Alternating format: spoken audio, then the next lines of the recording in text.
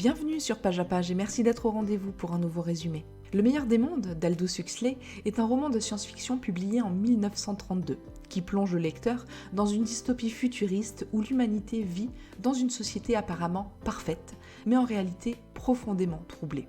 Huxley explore des thèmes tels que la manipulation génétique, le conditionnement social, la perte de l'individualité et les dangers du progrès technologique incontrôlé.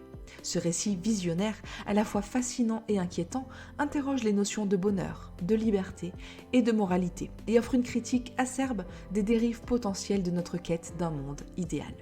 Le meilleur des mondes se déroule environ 600 ans dans le futur. L'histoire raconte comment Bernard, un habitant d'une des castes supérieures, se sent déconnecté de sa propre société. Son caractère solitaire se heurte à ce système qui recherche le bonheur extrême et où la liberté individuelle n'existe pas. Pour maintenir son pouvoir, le gouvernement, par le biais de la science et de la technologie, élève et endoctrine les gens afin qu'ils ne ressentent pas d'émotion et ne pensent pas à autre chose qu'à ce pourquoi ils ont été créés. En compagnie de Lénina, Bernard se rend dans la réserve pour un voyage d'affaires. Dans cet endroit, il existe encore des gens qui vivent selon les coutumes non civilisées de l'ancien monde. Dans ce monde, l'individu peut exister, agir librement et ne pas avoir pour devise que tout est pour tout le monde. Bernard est impressionné par ce mode de vie différent, mais c'est sa rencontre avec le jeune John qui va tout chambouler. John est le fils de 2 personnes issues du Nouveau Monde, mais il a grandi dans la réserve, ce qui fait qu'il n'a pas d'autre choix que d'aller à l'école. John partage donc sa vie entre les 2 mondes sans en appartenir à aucun, un sentiment que Bernard semble partager.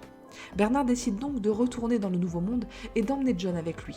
Cette situation génère des comparaisons et des contrastes permanents entre les 2 civilisations et leurs modèles de pensée respectifs.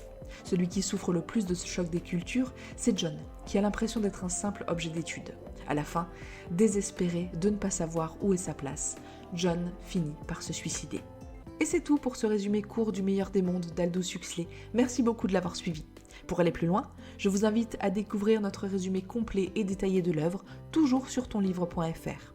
Et si vous avez aimé ce programme, n'hésitez pas à nous laisser la meilleure note et à vous abonner pour accéder à tous nos futurs épisodes. À très vite!